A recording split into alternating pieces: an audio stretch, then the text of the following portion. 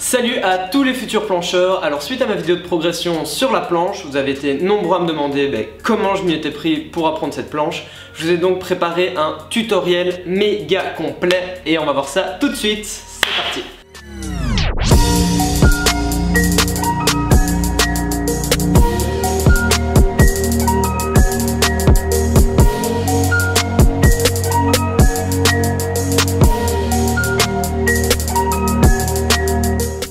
Alors dans ce tutoriel, on va voir ensemble ce qu'est une planche, quels sont les points clés de cet élément. Je vais aussi vous expliquer comment cela fonctionne d'un point de vue biomécanique.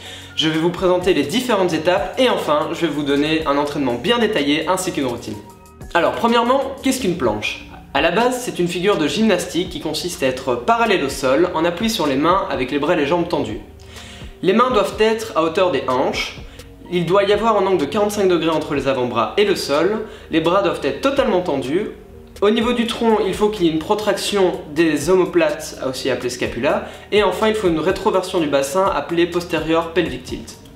Ensuite, d'un point de vue mécanique, la planche est composée de trois mouvements principaux. Il y a le mouvement des épaules, il y a la protraction et le posterior pelvic tilt. Alors premièrement, le mouvement des épaules. Donc c'est une élévation avant du bras réalisée par le chef antérieur du deltoïde. Ce mouvement est super important parce que c'est le mouvement principal d'une planche et en général la majorité des débutants n'arrivent pas à se représenter ce mouvement. Donc afin de vous le représenter, c'est comme si vous éleviez votre bras en avant en le maintenant tendu et en ayant une haltère en main, sauf que au lieu de faire ceci avec une haltère, vous faites ceci mais avec votre corps, donc vos mains restent au sol et c'est votre corps que vous levez. Alors le deuxième mouvement c'est la protraction, donc qui en français se traduit par abduction de l'omoplate. C'est un mouvement généré par le muscle dentelé intérieur et qui consiste simplement à éloigner l'omoplate de la colonne vertébrale. Et on a donc son mouvement opposé qui est la rétraction et qui arrive souvent justement quand on a une faiblesse au niveau du muscle dentelé antérieur. Alors, qui dit premier, qui dit deuxième, dit troisième mouvement, le posterior pelvic tilt, PPT, qui se traduit en français par rétroversion du bassin, qui consiste en une bascule arrière du bassin générée par une contraction des abdominaux, et ce afin de maintenir le bas du dos arrondi. Donc ça permet de ne pas avoir une banana planche, donc une planche avec le dos creusé, ce dû à un déficit au niveau des abdominaux, et qui va donc entraîner une contraction des lombaires afin de maintenir les jambes parallèles au sol. Ça, c'est pas bien. Alors généralement, afin de bien comprendre comment réaliser cette bascule du bassin, on fait l'exercice dos creusé, dos rond. Donc en fait il s'agit de se mettre à genoux, tout simplement de creuser le dos comme un chat ou comme autre chose mais je ne dirais pas quoi, et ensuite de faire l'inverse, de faire un dos rond mais donc en rentrant les fesses. Quand on a le dos creusé on sort les fesses et quand on a le dos rond on rentre les fesses. Alors à la fin de la vidéo je vous proposerai quelques exercices afin de travailler, de renforcer ces trois mouvements et donc d'avoir une planche parfaite. Alors ça c'était pour la partie théorie qui quand même à mon sens est important parce qu'elle vous permet de comprendre ce qu'est une planche et comment réussir à combler vos lacunes. Maintenant juste avant de passer à la partie pratique, j'aimerais donner trois prérequis qui selon moi sont importants. Le premier c'est de tenir un poirier durant 30 secondes contre un mur. Le deuxième c'est d'arriver à faire 10 pseudo push-up. Donc une pseudo push-up c'est une pompe avec les mains à hauteur des hanches. Et enfin le troisième c'est d'arriver à tenir une tuck planche de 10 secondes. Alors ces prérequis sont difficiles. Mais pour moi ils sont indispensables parce qu'il faut que vous soyez un minimum renforcé, un minimum entraîné avant de commencer l'entraînement de la planche. Si vous n'êtes pas prêt, alors prenez du temps pour vous renforcer et n'allez pas trop vite, on est tous passés par là. Maintenant on est enfin prêt pour travailler la planche, mais quelle planche ? Ah bah oui, si vous êtes débutant, croyez pas que c'est super intelligent de commencer à balancer des straddles et des fulls dès le début. Moi je vous conseille plutôt de passer par des étapes et des progressions afin de mieux vous préparer et d'arriver enfin au but ultime, la full planche. Alors la première étape c'est la tuck planche, la planche recroquevillée. Donc c'est comme en frog stand sauf que vous êtes en boule avec les genoux rabattus le plus proche possible de votre poitrine et cette fois-ci vos jambes ne touchent pas vos bras. La deuxième étape c'est l'advanced tuck planche, donc c'est comme une tuck planche sauf que vos genoux vont être plus éloignés de votre poitrine et il va donc y avoir un angle de 90 degrés entre vos cuisses et votre tronc.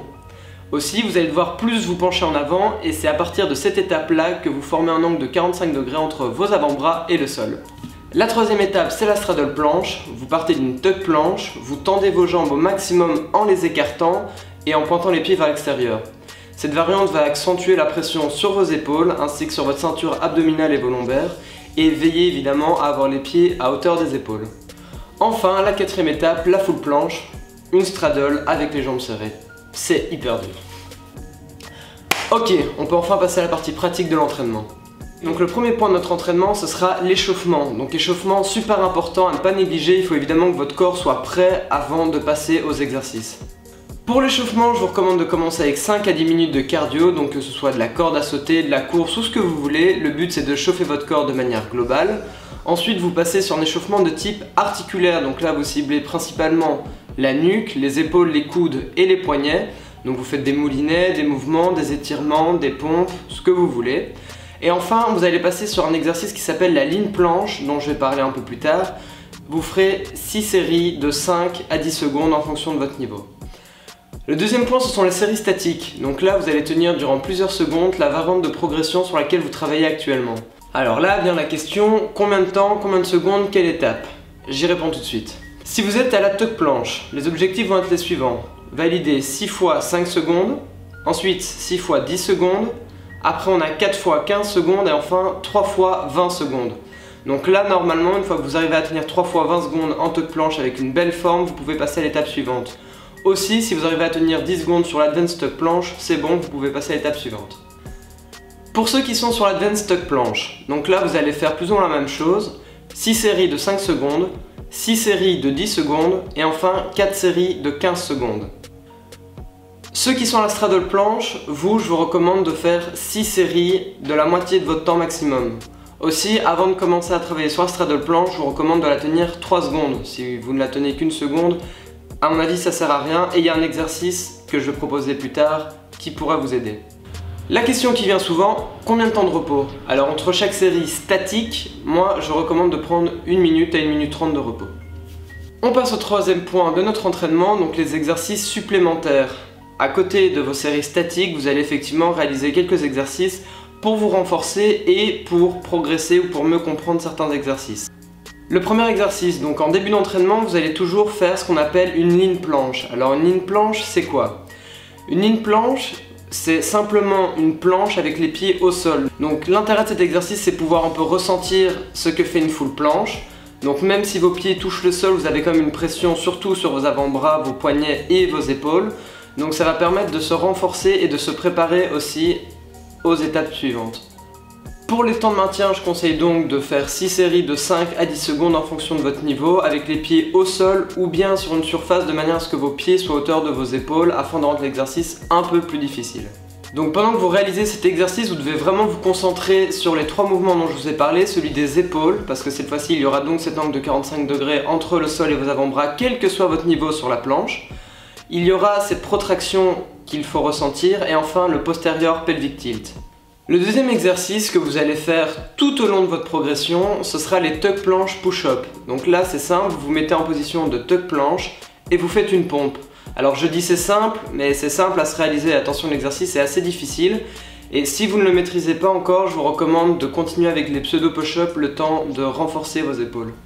Donc là vous avez l'exécution de l'exercice, le principal c'est de contrôler le mouvement, d'essayer de garder cette forme arrondie, hollow en anglais, et donc de maintenir cette protraction au niveau des omoplates. Une fois que vous aurez le niveau pour travailler l'advanced tuck planche, vous allez pouvoir rajouter 2 exercices qui vont vous permettre de vous familiariser avec la straddle planche. Donc le premier exercice c'est tuck planche to straddle. Donc vous vous mettez en position de tuck planche que vous maîtrisez normalement parfaitement et vous allez tendre vos jambes pour passer en position de straddle sans la maintenir. Donc vous tendez vos jambes en les écartant, en pointant vos pieds vers l'extérieur et vous retournez en tuck. Donc là l'objectif ça va être de faire 6 séries de 3 répétitions. Une fois que vous arriverez à faire ceci en ayant une forme plus ou moins correcte, vous allez essayer de maintenir durant 1 seconde cette position de straddle. Donc là au début ce sera pas facile, les 2 premières répétitions ça ira peut-être mais peut-être pas la 3e, donc ça c'est normal, avec le temps ça viendra. Une fois que vous arrivez à faire 6 séries de 3 répétitions en maintenant durant 1 seconde cette straddle, avec facilité vous pourrez essayer de faire 6 séries de 3 répétitions en maintenant 2 à 3 secondes. Et enfin le deuxième exercice, donc ça c'est straddle L-sit to straddle planche. Donc là je vous conseille de travailler sur barre parallèle, ce sera plus facile. Donc vous vous mettez en straddle L-sit, donc avec les bras à l'intérieur, et vous allez passer en straddle planche, mais donc cette fois-ci en gardant les jambes tendues du début à la fin. Donc cet exercice est beaucoup plus dur et vous devez surtout faire attention à ne pas creuser le dos, c'est le plus dur. Donc peut-être qu'au début vous n'arriverez pas à monter tout en haut, c'est pas grave, ce qui compte c'est de ne pas trop creuser le dos. C'est vraiment le plus important, c'est d'arriver justement à habituer votre corps d'avoir ce posterior pelvic tilt. On arrive enfin au quatrième point, à savoir la fréquence d'entraînement. Donc si vous êtes débutant, que vous venez tout juste de maîtriser les 10 secondes de tuck planche, je vous recommande de vous entraîner 3 fois par semaine avec à chaque fois un jour d'écart. Donc par exemple ça pourrait donner lundi, mercredi, vendredi. Donc toujours un jour d'écart entre ces 3 jours d'entraînement. À quoi ressemblera votre entraînement? Alors ça c'est tout simple, donc tant que vous êtes sur la tuck planche, vous commencez avec l'échauffement, la série de lean planche, la série de statique et enfin vous terminez sur des tuck planche push-up, donc 3x3 vu que normalement vous êtes débutant, ou bien si vous n'y arrivez pas, des pseudo push-up. Bien évidemment je dis 3x3 mais si vous avez le niveau pour aller plus loin, vous passez sur du 3x5, 5x3 etc. Donc le point positif c'est que cet entraînement dure maximum 30 minutes, donc vous pouvez le caler en début de séance et terminer avec autre chose. Le point négatif par contre c'est que vous avez 3 fois la même séance par semaine et donc tout le temps la même séance. Alors il faut surtout pas vous décourager, au contraire, pensez qu'avec le temps vous allez tenir de mieux en mieux et enfin vous allez passer sur l'étape de l'advanced tuck planche et c'est à ce moment là que vous pourrez travailler les exercices numéro 3 et 4. Par contre, si vous êtes au niveau de l'advanced tuck planche, là je vous recommande de vous entraîner 4 fois par semaine, donc 2 jours d'affilée, 1 jour de repos, 2 jours d'affilée. Donc par exemple ça donnerait lundi, mardi, mercredi repos, jeudi, vendredi, samedi et dimanche repos. Alors la base de l'entraînement sera toujours la même, donc échauffement, lean planche, série statique, donc c'est à 4 fois par semaine. Et enfin les jours 1 et 3, vous allez faire l'exercice 3, donc à savoir tuck planche to straddle. Et les jours 2 et 4, vous allez faire l'exercice straddle L-sit to straddle planche. Et enfin, après ça, dans tous les cas, vous faites vos tuck planche push-up.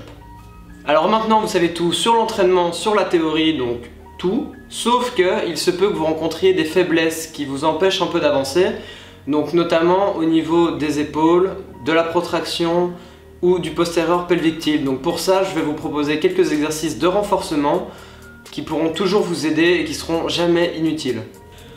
Donc le premier exercice ce sont simplement des élévations frontales, un haltère dans chaque main et vous faites attention à avoir le bras bien tendu. Donc pour cet exercice vous pouvez faire 3 séries de 10 répétitions par bras. Donc le deuxième exercice c'est plus ou moins la même chose, sauf que vous faites les 2 bras en même temps et que vous tenez la position horizontale durant plus ou moins 30 secondes. Donc pour cet exercice vous pouvez faire 3 séries de 30 secondes. Le troisième exercice, vous vous mettez aux barres parallèles, vous montez un tuck et vous redescendez simplement, mais donc en vous concentrant bien sur le mouvement des épaules. Et pareil, vous faites 3 séries de 10-15 répétitions. Ensuite, nous avons les exercices pour le deuxième mouvement, donc la protraction. Le premier exercice, ce sont les pompes scapulaires. Donc vous vous placez en position de pompe, les bras tendus, et vous allez laisser vos omoplates et vos épaules partir en arrière, et puis vous allez les renvoyer en avant. Donc, vous partez d'une protraction, vous allez laisser toile en arrière, une rétraction, et puis vous allez tout renvoyer en avant, une protraction. Donc veillez à garder les bras totalement tendus, le mouvement se fait au niveau des épaules et pas du coude. Et donc pour celui-ci, pareil, 3 séries de 10 à 15 répétitions. Le deuxième exercice, c'est la même chose, sauf que vous maintenez la position haute. Donc vous maintenez simplement la protraction en ayant les bras tendus en position de pompe. Et je vous recommande de faire 3 séries de 30 secondes. Pour le troisième mouvement, donc le posterior pelvic tilt, l'exercice a l'air tout simple, c'est du gainage mais il est monstrueux. Donc vous vous mettez sur le dos, les bras en arrière, les jambes tendues, vous faites une protraction au niveau des épaules et vous faites le posterior pelvic tilt. Alors là vous allez devoir tenir durant 30 secondes à 1 minute, donc moi je recommande surtout 1 minute, et là normalement vous devez sentir vos abdominaux cramer. Donc cet exercice travaillait principalement les abdominaux, donc maintenant je vais vous donner 2 exercices pour les lombaires. Donc vous allez aux barres parallèles et vous allez faire des relevés de buste et des relevés de jambes. Donc pour les relevés de buste, vous calez vos jambes sur les barres parallèles et le tronc qui pend vers le bas et vous allez tout simplement relever votre buste. Donc là, 3 séries de 10 à 12 répétitions. Pour les relevés de jambes, c'est l'inverse, vous calez votre buste et vous allez relever vos jambes. Donc là, pareil, 3 séries de 10 à 15 répétitions. Ok, donc le dernier point que je voulais aborder avec vous, c'est le support. Donc pour moi, ce sera toujours plus simple de travailler sur des barres parallèles ou sur des parallettes, voire des poignets. Et ce sera plus dur au sol et je pense que beaucoup seront d'accord avec moi, le sol ça met beaucoup plus de tension sur vos poignets. Donc je pense que c'est intéressant de le travailler à côté, mais soyez prudents et faites attention, écoutez votre corps, parce que les blessures ça arrive assez vite. Et enfin pour ceux qui veulent travailler sur la barre fixe en supination, je vous recommande d'être très prudent parce que les biceps c'est très fragile donc ça peut se blesser hyper vite. Soyez vraiment prudent, beaucoup de lean en supination, c'est très important. Et dans tous les cas, les variantes pour moi ça vient après la straddle et la full. L'objectif principal c'est de tenir la figure. Ok, donc la vidéo touche à sa fin, je vais juste vous donner quelques conseils pour terminer. Donc toujours faire des mouvements clean form et contrôlés, ça sert à rien de faire des progressions que vous ne maîtrisez pas, il faut vraiment faire attention à la forme. Ensuite, pensez à vous filmer régulièrement parce que c'est hyper intéressant de voir notre propre progression. Des fois on s'imagine que notre planche elle est belle, mais on le voit pas. Donc des fois par exemple on se rend pas compte qu'on n'est pas en protraction, que notre bassin est beaucoup trop bas et c'est à ça que ça sert de se filmer. En plus ça permet d'avoir une certaine motivation, comme je l'ai fait avec ma vidéo de planche progression, pour vous-même, donc de voir à quel point vous évoluez. Aussi, ce qui peut être intéressant, c'est de regarder d'autres vidéos, donc que ce soit des vidéos de progression, parce que ça, personnellement, ça m'a beaucoup motivé, mais aussi de regarder des trucs complètement malades avant votre entraînement, donc des maltaises, des planches sur des barres fixes, enfin des trucs vraiment monstrueux, parce que ça donne la patate de fou. Donc aussi, mangez convenablement et pas trop avant de vous entraîner afin d'être dans les meilleures conditions possibles, buvez régulièrement. D'ailleurs justement un autre point hyper important c'est la régularité, ça sert à rien de vous entraîner une fois par semaine ou une fois toutes les 3 semaines, ça ne sert à rien. Même si les progrès sont lents à arriver, il faut être régulier, c'est super important. Donc il faut aussi savoir écouter son corps, si jamais vous avez des douleurs, n'insistez pas, prenez du repos. Toujours pour se motiver, ce qui est intéressant c'est de tenir un petit carnet. Donc moi ce que je faisais quand je suivais ma routine, c'est que j'avais écrit tous mes jours et à chaque fois je mettais combien de temps je tenais. Donc par exemple mes objectifs c'était 6 fois 10 secondes, et bien disons que je faisais 10, 10, 9, 9, 8, 8 et à la séance d'après je tenais une seconde de plus à la fin, donc moi en écrivant dans mon carnet je voyais la progression et ça me motivait. Aussi toujours écrire l'appréciation personnelle, donc vous pouvez très bien avoir réussi 6 fois 10 secondes mais la forme pouvait être moyenne ou bien difficile, donc là notez votre ressenti personnel et ça va aussi vous motiver de voir votre évolution de cette manière là. Et enfin la dernière chose que j'ai déjà dit précédemment, lancez vos figures en début de séance. Donc votre entraînement planche doit être le début de votre séance. Ne faites pas plein de pompes, plein de dips avant votre planche, vous allez arriver à rien. Ou alors ce sera beaucoup moins bien que d'habitude. Et voilà, la vidéo est enfin terminée, donc j'espère qu'elle vous a plu, j'espère que j'ai répondu à toutes vos interrogations. Si vous avez des questions ou d'autres idées de tutoriels que vous voudriez que je fasse, n'hésitez pas à me les proposer dans les commentaires.